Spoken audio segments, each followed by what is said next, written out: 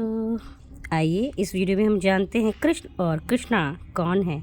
क्या आप भी यही गलती करते हैं कि कृष्ण और कृष्णा में क्या समझ पाते हैं आप?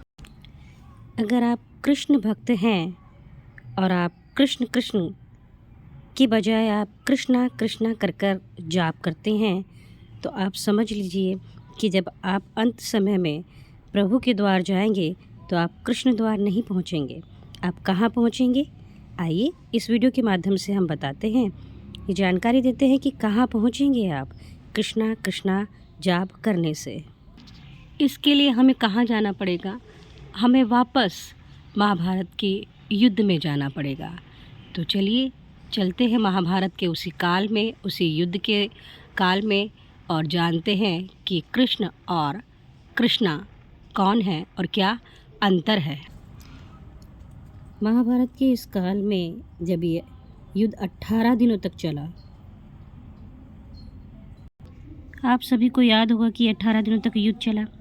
जब 18वें दिन की रात आई तो अश्वत्थामा के बारे में आप सभी जानते होंगे, क्योंकि ये द्रोणाचार्य जी के पुत्र थे और युद्ध में उनके पिता की जब हत्या हो गई उसके क्रोध में, और दूसरा दुर्योधन की हत्या के क्रोध में इतना आवेश आ गया उनको क्रोध का, उन्होंने एक योजना बनाई कि आज ही की रात जितने भी ये पांडव हैं सभी को मैं मृत्यु के घाट उतार दूंगा।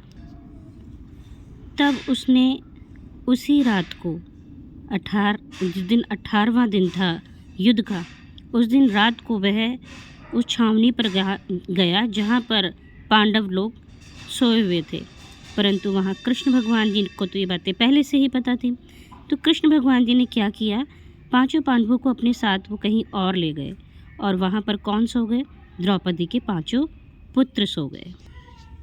तो जैसे ही अश्वत्थामा आया, उसने ब्रह्मास्त्र का प्रयोग करके पांचों पुत्रों को मृत्यु के घाट उतार दिया।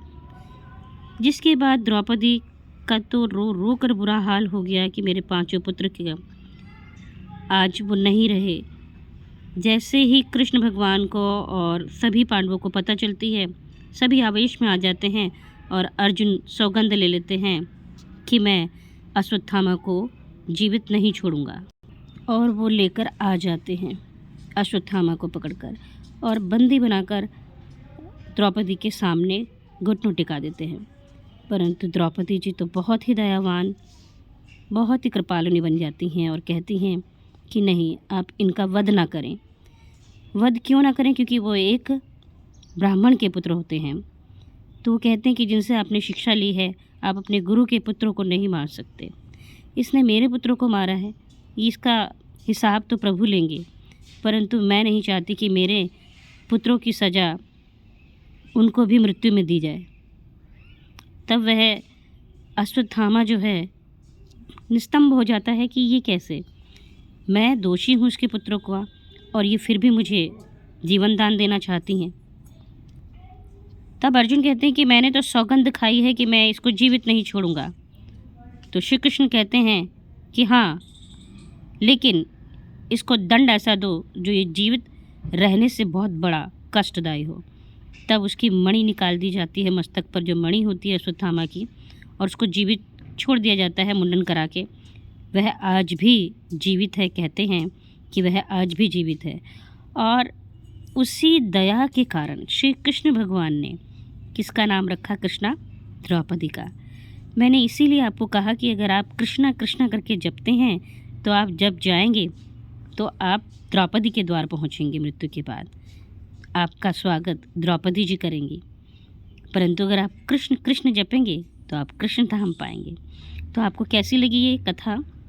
आपको इससे कुछ भी अगर नॉलेज मिलती है तो अप्रिशिएट ज़रूर करें और औरों तक भी पहुंचाएं, ताकि ये जानकारी सभी तक पहुंचे, ताकि वह भ्रमित न रहें कि हम कृष्णा कृष्णा करके हम कृष्ण को नहीं जप रहे, हम द्रौपदी जी को जप रहे हैं। तो बोलिए राधे राधे, जय जय श्री कृष्ण।